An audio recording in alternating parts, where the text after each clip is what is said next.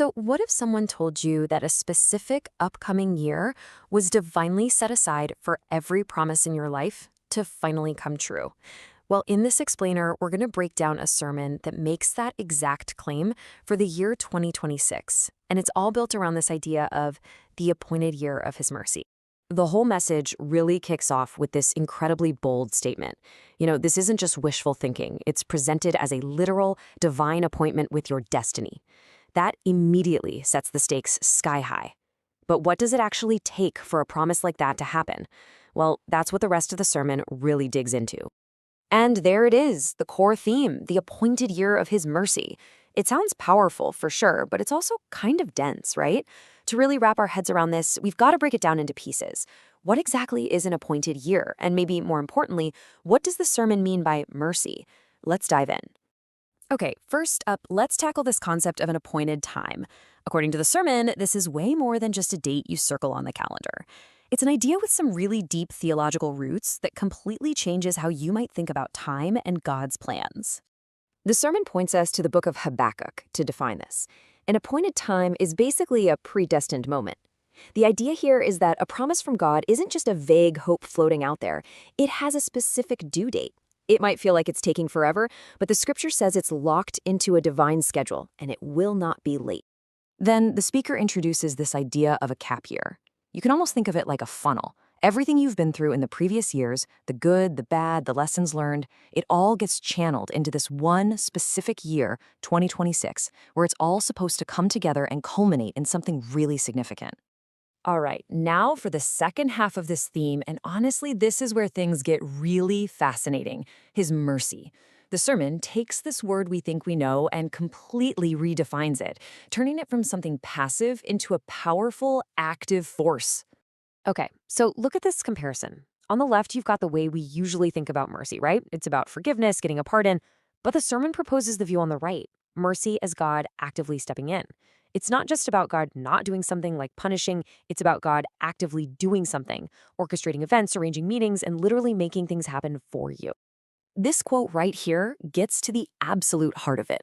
This kind of mercy is presented as something that just operates outside of human logic and our own effort. It's not some reward you get for working hard. It's a supernatural force that accomplishes things that, frankly, should be impossible. Now, to make this idea of mercy and action less abstract, the sermon uses this amazing story of Abraham's servant. I mean, think about it. His mission is impossible. Find a very specific but totally unknown bride for Isaac in a land far away. So he commits with an oath, he goes to a well, and he prays for a very specific sign, an act of kindness, which is translated from the same root word as mercy. And then, and this is the incredible part, Rebecca shows up and fulfills that exact sign before he's even done praying. The point is crystal clear. Mercy here wasn't just a pardon. It was God literally orchestrating the entire event. Okay, so if this appointed year and this active mercy are out there for the taking, what's our part in all this? The sermon argues that it all hinges on our posture, a really specific way of approaching God and the mission he's given us. And to make this point, the sermon gives us two key biblical examples. First, you've got Lot. He's facing total destruction, but he identifies himself as God's servant. And because of that, he receives what the Bible calls magnified mercy and gets rescued. Then you have Abraham's servant, who fully commits to his role. That commitment becomes the very channel God uses to orchestrate his success. So the argument is that this servant posture is the key that unlocks this active mercy. So what does this servant posture actually look like, practically speaking? Well, the sermon breaks it down into 5 key things. First, you make a solid commitment to the mission, like an oath. Then you actually have to get up and start moving, take action. After that, you pray specifically for this active mercy to step in and guide you. And here's a big one. When an opportunity shows up, you act with urgency. The text says the servant ran. And finally, you hold your peace. You trust that God is working out the details behind the scenes. Okay, this is all great theology, but what about Monday morning? How do you actually live this out?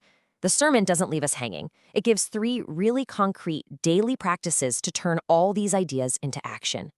Here they are, 3 simple steps. First, you've got to vocalize it. Start your day by just being aware that this mercy is available and actually say it out loud. Second, declare your posture. Just like Lot, say, "Lord, I am your servant, magnify your mercy towards me." And third, worship. Take moments throughout your day to be grateful, to acknowledge that any success you see is coming from that act of mercy, not just because you worked hard. So, to wrap this all up, the sermon's central message is that this appointed year is really a powerful intersection. It's the point where divine timing and God's active mercy collide with our human commitment and our servant's heart. It's not one without the other, it's the powerful synergy of both working together. And that really leaves us with a final question to chew on. If the sermon's right, if mercy is this dynamic intersection between God's action and our commitment, what does that actually look like in our day-to-day lives? What does it mean to truly rely on a force that, as the sermon says, will not make sense to your brain?